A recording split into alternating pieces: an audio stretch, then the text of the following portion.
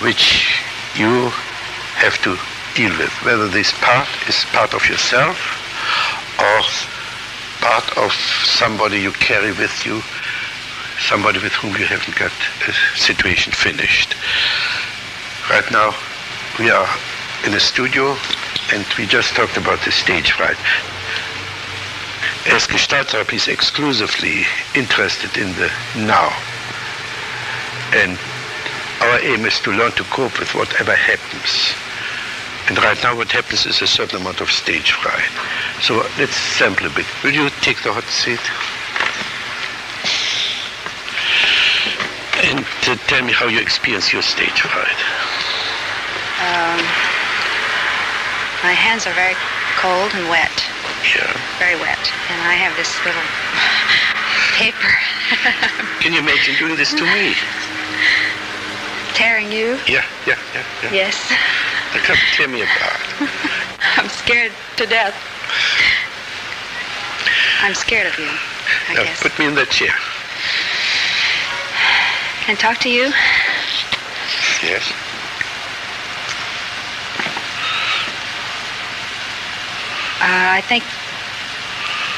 I guess I'm afraid because I think I'll do something to myself. Because I know you aren't going to do anything to me. But I really am afraid of you. Okay, now switch over to the camera. Say this to the camera. I really am afraid of you. Now, change, play the camera. Sit down here and play the camera. What would the camera answer?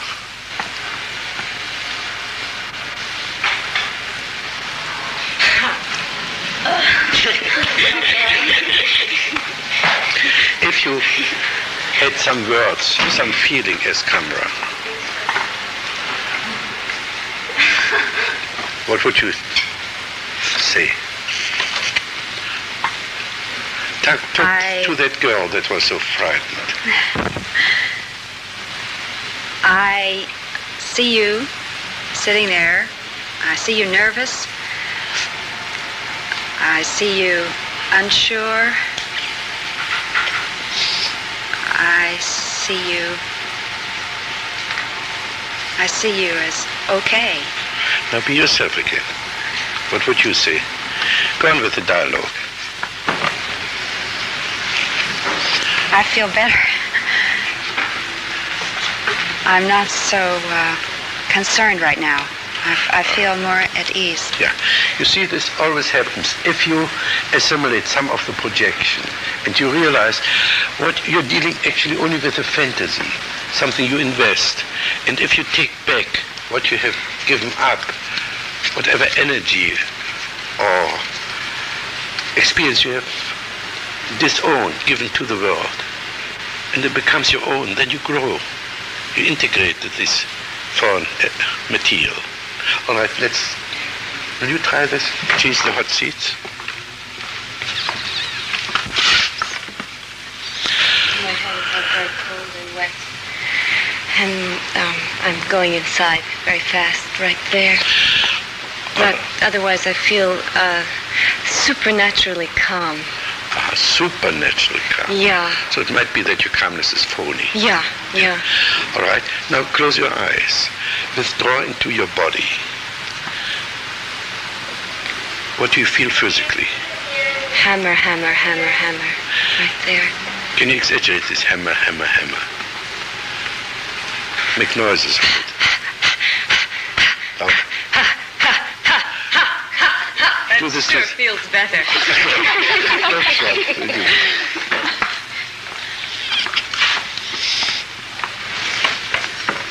He's still playing with the paper. Talk to the paper. Paper, I'm still winding you up. Won't let you go. And my hands are sweaty and they're shaking a little bit. And I'm getting hot.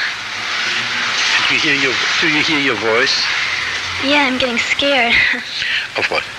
Of all those people out there watching me. Tell this. Still there. I'm scared of all you people out there watching me. Now change position. You're one of the people watching you. Say, I am seeing you I'm seeing you, and you should be scared. Especially if, like, my parents are watching or something like that, and I say something, and it may hurt you. Okay, change seats again. Talk back. I've got a lot of hostility against the whole crowd and my parents. Express your hostility. Express it on this piece of paper. Well, I like to wind them all up. I mean... Tell this to us. I like to wind you all up. Now, in this course, I noticed that you have disowned your eyes. Instead of having eyes, the eyes are in the outside world, and they're looking at you. Yeah, right. Now, could you try to discover your own eyes and tell us what you see? Use your eyes now. What do you see?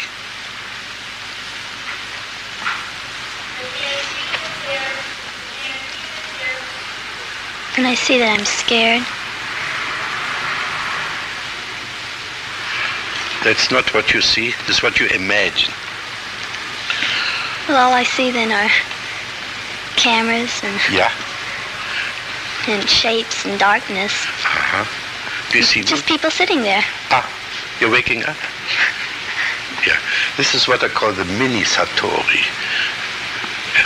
It's in contrast to the great Satori, the great waking up. This is a little waking up. Suddenly one wakes out of a trance like you're being persecuted by the eyes of the world. Yeah. All right.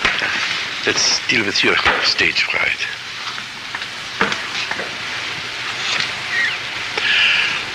I have cold, sweaty hands, and my feet, and my toes are separated from my body. I can't feel them at all. Talk to them. Toes, why are you so cold and dirty? I feel the sandals, shiny as new. I want to crack my toes. I feel confined by the sandals. Now let your toes talk to the sandals. I feel confined by you. Let me go, sandals. I want to move. Again. Let me go. Scream it. Let me go. Again. Let me go, sandals.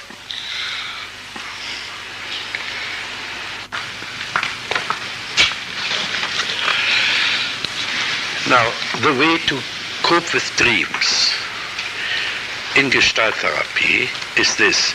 We consider dreams an existential message, not a residual of unfinished situation or traumatic things or wish fulfillment.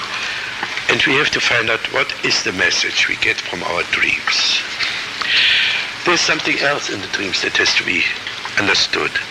A dream is a fragmentation of our personality. Now, by fragmentation, I mean this. If I have 3 pieces of wood, and I put them together into a triangle, then the triangle forms a gestalt, a coherent one. Now, if they are again taken apart, they're fragmented, they're all over. So much of our personality is fragmented. It's there, but it's not available because the different parts are separated from each other. Now, Gestalt therapy is not an analytical but integrative method. And the main thing is, if you work with dreams, not to interpret, not to play interpretation and intellectual games. I believe any interpretation is a therapeutic mistake. Any interpretation is an interference of the therapist's opinion on the patient. So the patient has to do all the dirty work by himself. And the steps we do is that we first ask, will you tell us the dream? Yeah. I was in a long, dark, cold place, possibly a cement bunker or sewer underground with my children. None of us were wearing clothes, and we had some scuba diving equipment or some kind of hoses. And I knew I had to get out, and I had to get them out, and I got very angry at them and started hitting at them and yelling at them, but it didn't make it. I never could contact their flesh. I hit them very, very hard. Now you know already what you one of the existential message. You avoid getting in touch and hitting the children. Can you see that? In my life, I hit them a lot. And in the dream, you? I don't feel very good about hitting them when I do. Now, this is the first step. The second step is I make you now a stage director. Will you set the stage for the dream? And talk in the present tense. Build up the stage in fantasy. Okay. I am here with my children. There's the sewerage. Okay. I'm in a cold, dark place, and the walls are cold on either side of me. And my kids, I think, are ahead of me, but they aren't going fast enough. And we have hoses with us that are tangling us up, rubber things. And I say, "Come on, let's go!" And I'm hitting them and hitting them and hitting them and hitting them, and hitting them. And they just kind of stand there. It just never gets through to them. It's as if I'm hitting a vacuum. Now play the child. And talk to your mother. Oh, I'm not going to move. And you certainly are making up a storm, and I'm not going to move. And you can knock yourself out, and I'm not going to do a damn thing. I'm going to go exactly where I want to go. I can hear you. And it stopped there, or I forgot it there. Yeah. All right, now let's have a real encounter with your child now. Shall I take that seat? Take that seat. You can't touch me. You can't hurt me. You sure are making a fool of yourself, yelling and hitting, and I'm going to go at my own pace. You can't rush me. What would you answer? You have to get out of here. I know what's good for you, and I have to get you out of here, and that's the most important thing. Listen to me and look at me. Um the Ecke. Unless you really hit me, you won't get anything. You can just stir up as much mud as you want, but you're not going to get to me until I'm just ready for it. Now, can you talk to me like your children? As yourself? I don't want to do it. Just leave me alone. Go away and stop bothering me.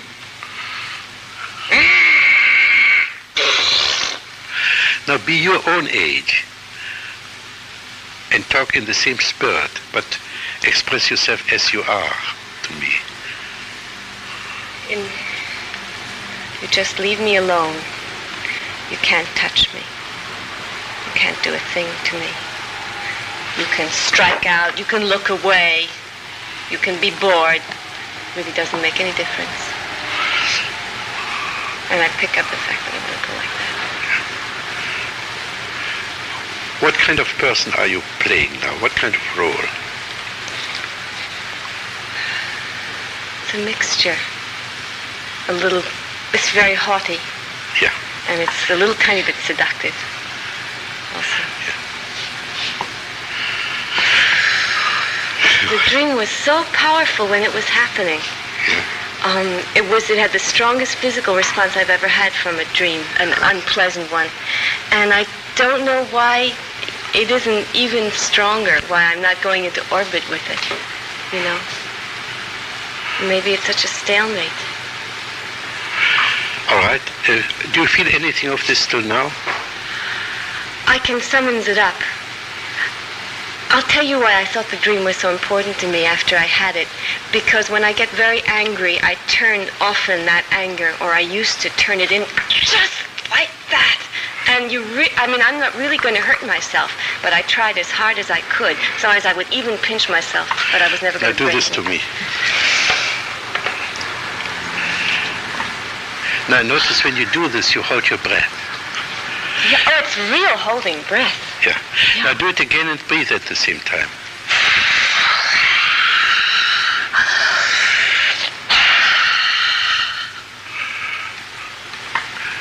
Go on breathing and make noises.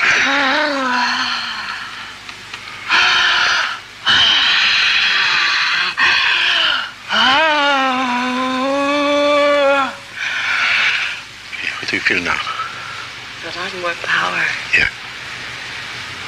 See, now you have re-owned some power from the dream. In the dream, you were impotent. Yeah. Now we have taken some of the power of the children away from them and give it back to you. Yeah. I think I lash out at them and then I take it back immediately into myself. Yeah. Oh, will they get it tomorrow? Thank you. So even if you don't consider the whole dream, if you do it on your own, if you dream and you just play the different parts and understand, at least try to confront each other, have a lot of internal encounters until, again, you re-assimilate more and more of your disowned material. In this case, your power and all what you did to yourself. By doing it to me, you became more real. Because this is the essence of Gestalt therapy. We want to change paper people into real people. This is why we discard all opinion playing and interpretation and so on. So who wants to work on a dream next? You? Yeah.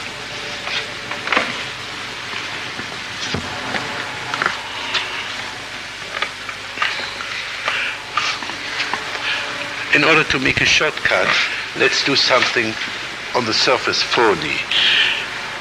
Tell your dream and intersperse it with each sentence, this is my existence. In order to understand, this is not just a scene. It's the basic structure of your existence.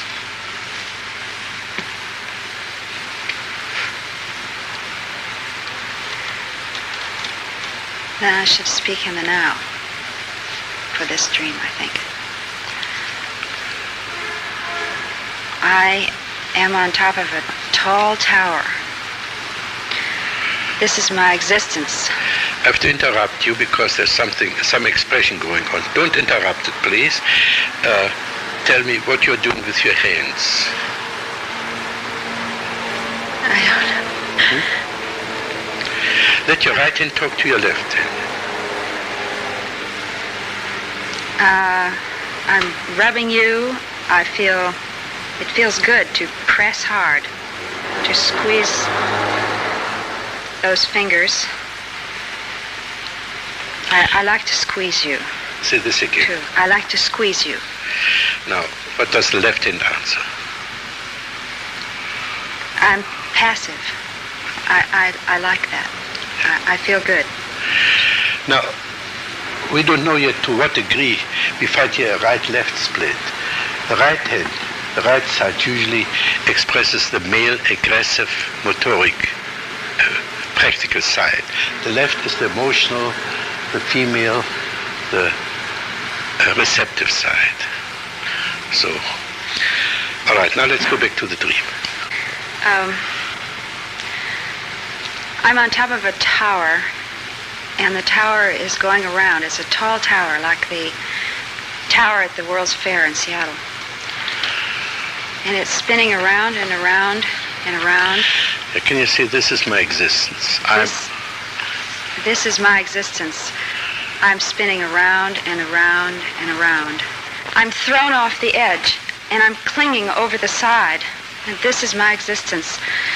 And I'm hanging on to the railing, and I'm falling, and I know I'm falling. I don't believe you. Can you say it again? Maybe I can believe you now then. Try again. I'm clinging to the side of the railing. Can you really experience this? Yes. Okay. And I'm clinging and holding on as hard as I can, and I'm calling for help. How? I'm calling, help me, and I'm calling my husband who's sitting inside, and he doesn't hear me.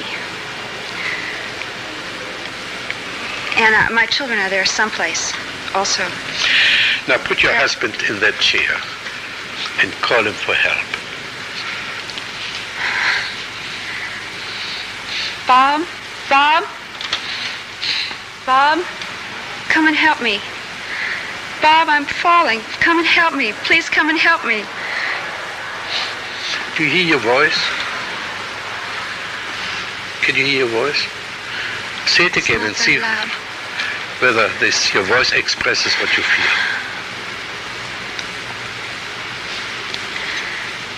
Bob? Come and help me, Bob. Come and help me.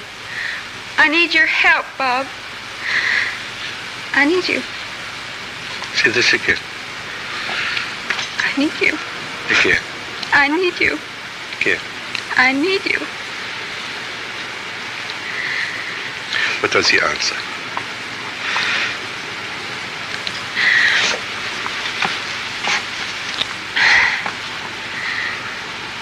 I don't mean not to hear you. I just didn't hear you. I just didn't notice. I just didn't notice.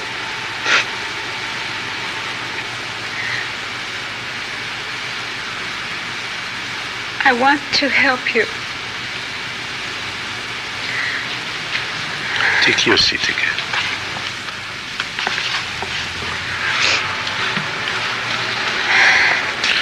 What would you say to him?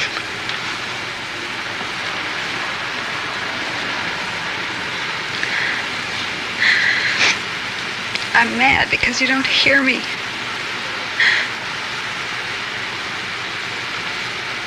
It seems like you don't care.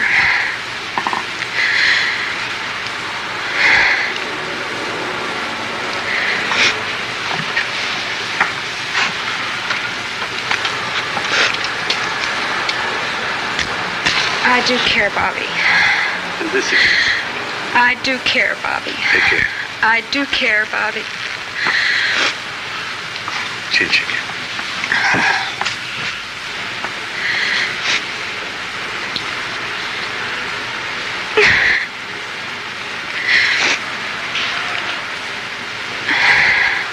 I want to embrace him. Do this. I can't. Listen here.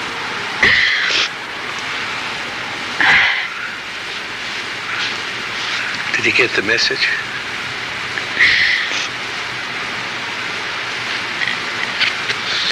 I don't know. But you understand, Yeah. there's something wrong with your communication. Yes.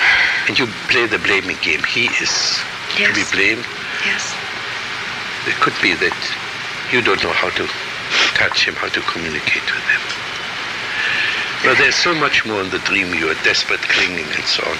But I think we want to finish up, at least get a little bit on the stream, right? Yeah.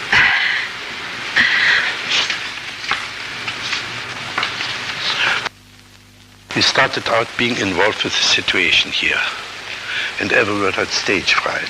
Now when some other gestalt emerges, like the dream work, you get so involved in your own happening, then the background recedes.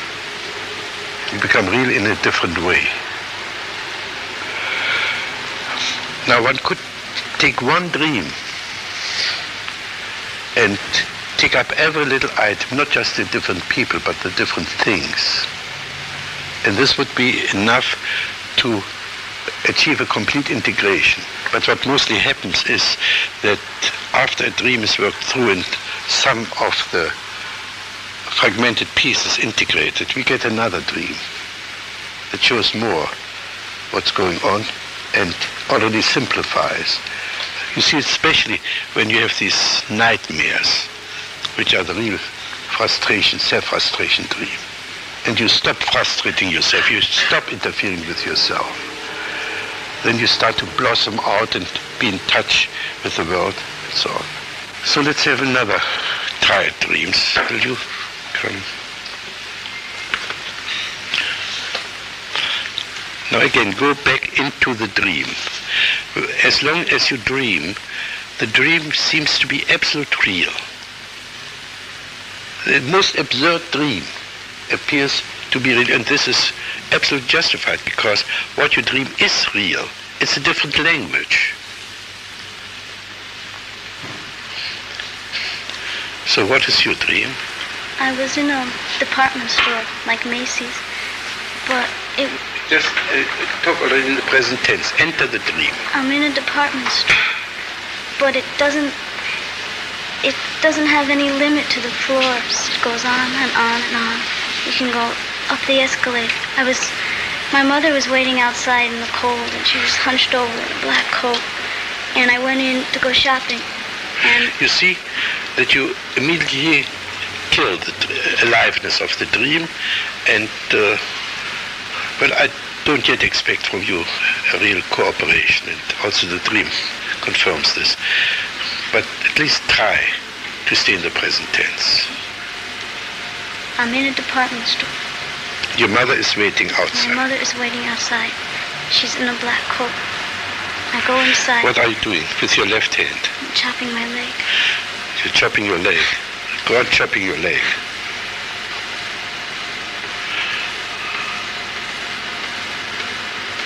Whom else do you want to chop? My mother. No, chop her.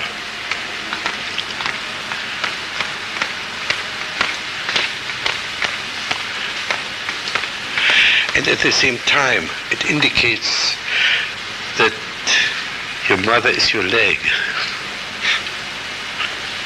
All right, now let's start with this little fragment of the dream. If you were this department store, what kind of existence would you lead? You know this department store. I am the department store. Yeah. I'd be big. I am big. I am big. And I have many things inside my stomach. I hold everything in the world. It's all there. Anything you want, you can find inside me. There are books and records and furniture, and I have clothes. And I have... Now, can you listen to your voice? Can you play your voice? Like an instrument? Ah. It's not how I hear your voice. I hear your voice.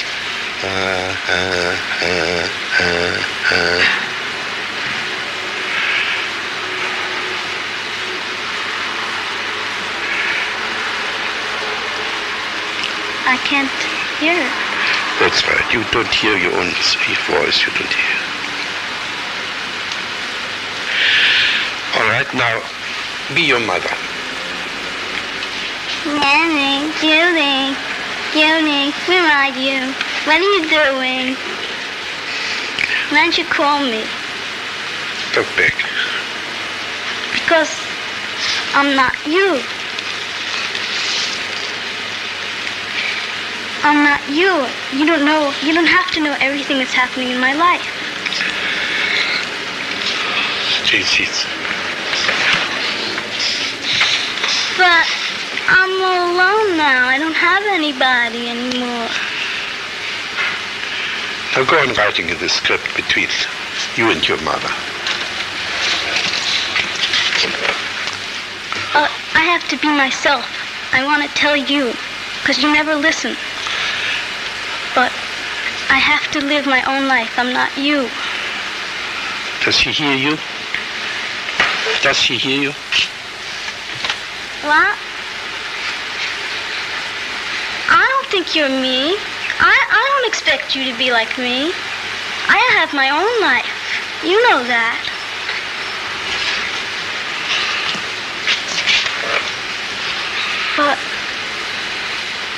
But you're there. You won't go away.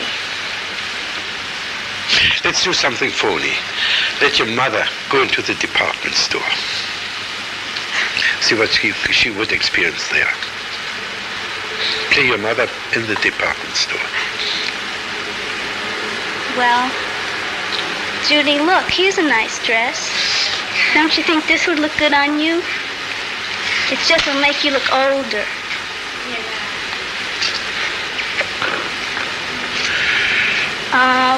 Well, let's see what size it is. Oh, it's a 9. Do you think a 9 would fit?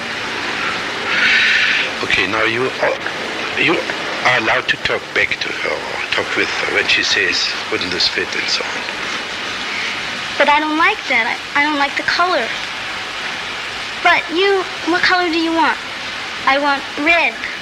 But you look terrible in red. You know you don't look good in red. Are you aware how much more alive you are when you play your mother? Yeah? Then your voice at least has some kind of quality. Now comes the $64 question. How old are you? 21. 21. And what do you need a mother for? I don't need a mother. Well, tell her that. I don't need you. I don't need you. What does she answer? I know, but you know we're here just in case of an emergency. You know where to come. Now go on, writing the script. But in case of an emergency, I want to be able to do it myself, you know? I don't want to have to need you for an emergency. Yeah, I know, but you know, just in case. If you need money, you know, something like that. But I don't need money. I'm doing all right by myself. And if I didn't need it, I'd find a way myself to get it. Now you're always talking more or less defensively. How could you, if you don't need your mother, how come you don't get rid of her? I don't know how. Now, I give you ideal Fritz. Put him in that chair and ask him how to get rid of your mother. He is your own psychiatrist. Fritz, I've thought about this a long time, and I'm really hung up on my mother. And I think you can tell me. How? Now play him.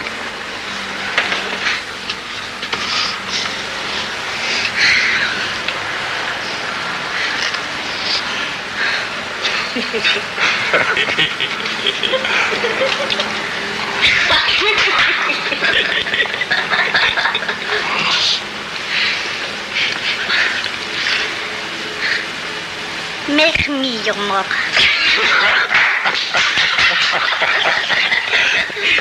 I am your mother. What will you do to me?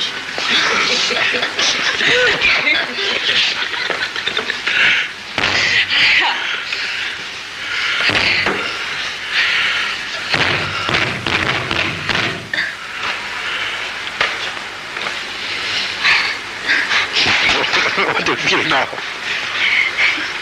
I killed my mother. Yeah?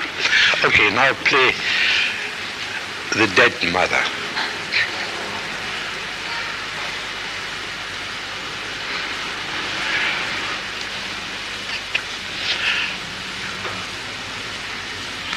What do you experience as the dead mother? Pain. Express it.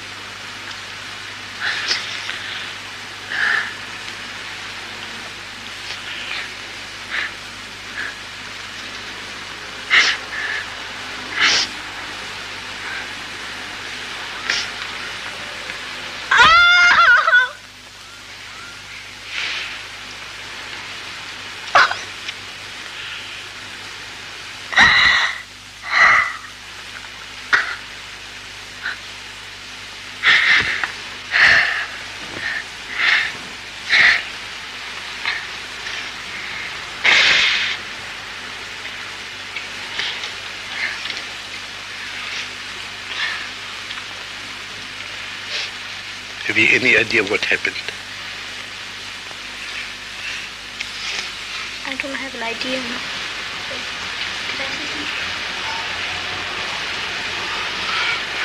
Come, you take that chair. You still need your mother. Otherwise, you wouldn't have felt so much pain, you know, that you killed her.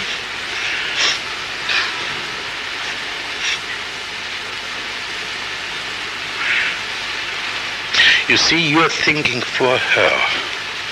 And all this interpretation, thinking for her, help to prevent her from growing. Right. This is exactly what we're trying not to do. We're trying to frustrate our patients. We want to force them to develop their own potential, to learn to stand on their own feet. So we try to give as little support as possible. If she doesn't know what happens, I don't know. I can only fantasize and might give completely misleading suggestions.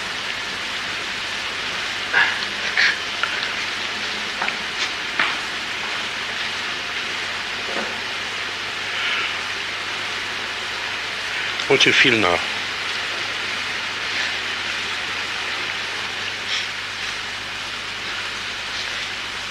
I still feel cut off. You feel cut off? From whom? From myself. I can't breathe. Close your eyes and enter your body and give us exact detail how you prevent yourself from breathing. Can you take responsibility for what you're doing to yourself? I'm closing my throat. Yeah. I'm holding in my stomach.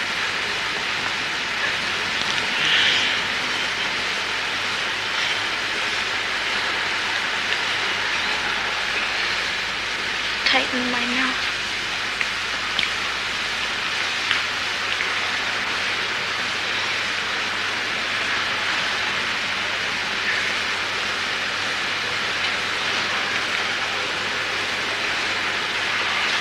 Knotting my stomach. What are you doing in your stomach? Knotting it up. Yeah.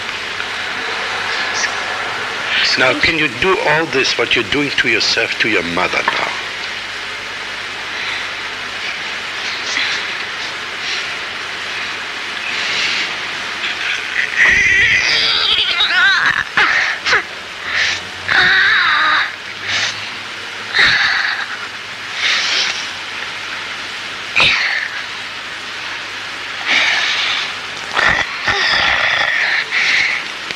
Noises with it.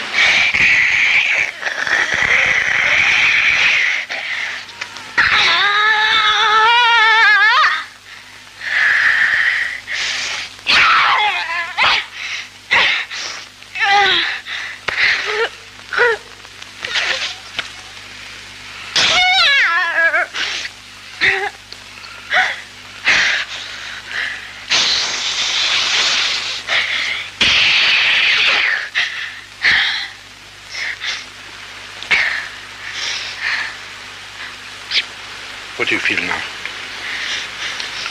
feel better. I feel like a witch. Yeah. Now, make you a witch. What could you do to me?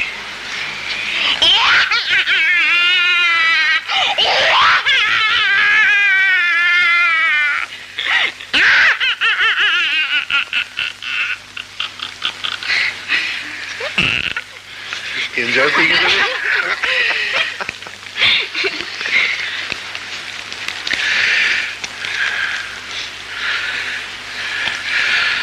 Okay, that's as far as I want to go with this dream. I just want to say a bit more about, let's call it for the time being, the dream technique and the historical context. It, so to say, derives its source from two other psychiatrists. One is Moreno in the psychodrama. The disadvantage of Moreno's psychodrama is that he has to pull in other people, and then the role is falsified by the uniqueness of that other person. If I let the person himself or herself play the different roles, then we know we are at home. The other father of this technique is Carl Rogers. Oh, first I have to say there's another difference between the Moreno technique and this one. Moreno usually confines himself to people. But there's so much invested in the objects. So if we make the objects alive, and I can't go now into the relationship to the deadness of a person, and again we have more material to assimilate. Now the other person is Carl Rogers, his feedback technique. Only I don't use just sentences for feedback. I feedback the experience. And make people listen to each other. There's no other choice. Fighting or listening.